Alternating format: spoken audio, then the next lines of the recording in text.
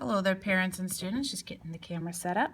We are going to talk today about area models and partial products, specifically around two-digit numbers, where one of the numbers is a multiple of 10 and the other is just a standard typical two-digit number. We use area models and partial products to help us visualize and understand why 80 times 32 arrives at the product it does. Area models are a great way to represent our thinking by showing how the tens multiplied each other get a certain product and the ones multiplied by the tens and so on, how the products all fit together so that when we build to the algorithm, the students understand why we regroup and why we write our numbers in the way that we do. Partial products is also a strategy that we use where it breaks the numbers down by place value, and it helps us with our mental math accuracy so students can become more fluent and accurate mathematicians. An area model looks just like a rectangle that has been partitioned on one side into two parts. So this is where I will write 32. I know that 32 has 3 tens and 2 ones. So above, I write my 30 representing my 3 tens and my 2 representing my 2 ones, because 30 plus 2 equals 32. Now, because 80 doesn't have any ones, I only need one row for 80.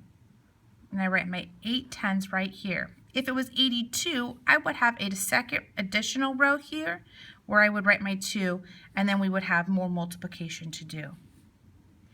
This also looks the same when we do partial products. I know that our problem is 80 times 32. So what I do is I say it's 80 times 30 plus 2.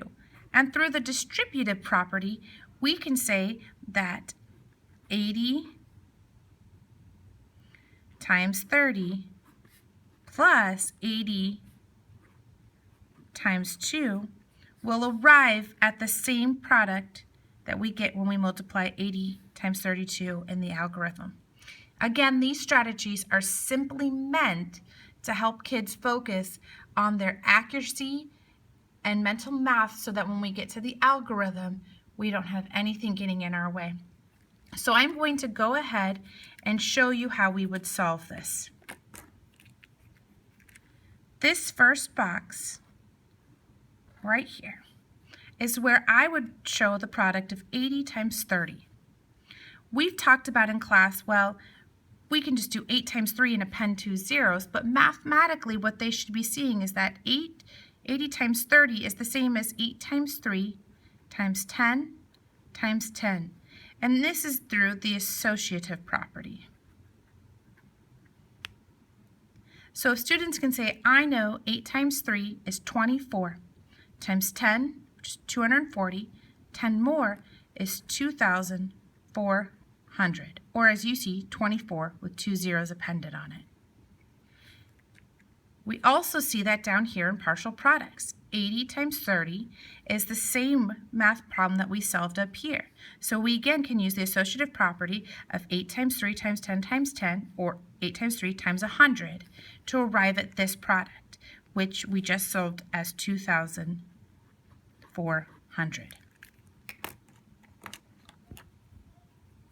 When solving for this box, this product, we look at 2 times 80.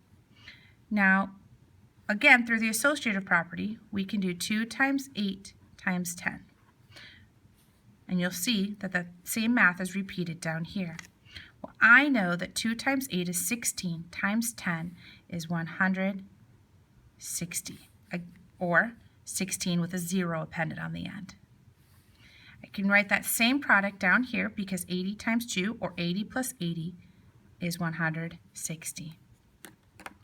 Now the final step that students must do is they must add these two products together, because again they are only partial products. We have to put the products back together to get our final total product. So we add 2,400 plus 160, and we arrive at 2,500, 60.